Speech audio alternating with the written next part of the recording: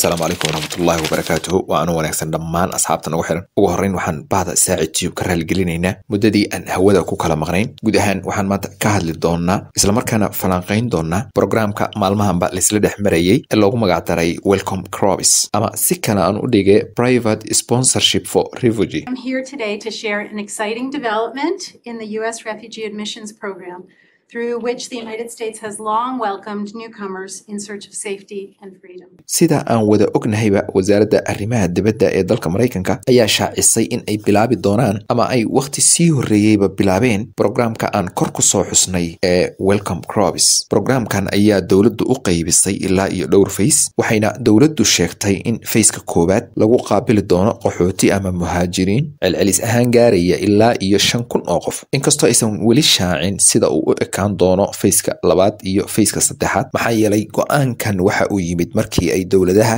Mareykanka, Canada iyo Mexico ay shir ka yeesheen arrimaha qaxootiga caalamka gaar ahaan wadamadooda ee sanadihii ugu dambeeyay aad moodo in ay sii siyaadayeen haddii ay ahaan lahayd qaxootiga Afrika ka imanaya iyo waliba kuwa qaaradaha kale ee wadamadooda dagaaladu saameeyeen sida Asia. Marka haddii aan si gaar ah u dul istaagno programkan waxa loogu talagalay in dadka Mareykanka jooga ay sponsor u diri karaan dooda daafaha caalamka ku kala sugan ee qaxootiga ah. Somehow waxa la oran karaa waxba kagama duwana programkii 5 groupka ee Canada. Waxa kaloo shuruudaha kamid ah in dadka sponsorka sameynaya ay ka kooban yihiin ilaa iyo 5 qof isla markaana ay iska diiwaan galiyaan website-ka aan kor ku soo xusnay. Waxa sidoo kale requirementska ama shuruudaha kamid ah in aad dadka aad sponsor gareynayso u heli kartaa miisaaniyad dhan $2,275 Mareykanka ah. Waxa jira dad durbabana soo weydiinaya goormuu furmaya barnaamijkan. Waxaan u sheegaynaa dadka programkan danaynaya in guud ahaanba programkani furan yahay oo uu si caadi ah u shaqeynayo isdiiwaangelintuna socoto laakiin waxa naga xasuusin ah in website-ka aysan marnaba iska diiwaangelin karin dadka Mareykanka dibaddiisa jooga ama aan si kale u dhigay dadka aan dhalashada ama green card-ka Mareykanka haysan. Taas beddelkeeda ayaa ah in kaliya ay iska diiwaangelin karaan dadka Mareykanka jooga ee dhalashada Mareykanka haysta. Waxaadna u moodaa in looga maarmi doono barnaamijkii broad programka ee lagula tacaali jiray dadka sida sharci darrada ah xuduudaha Mareykanka ku soo gali jiray. Programkan waxa kaliya loo xareyn karaa qof walba oo qaxooti ah oo ay dabcan horay u diiwaan gelisay hay'adda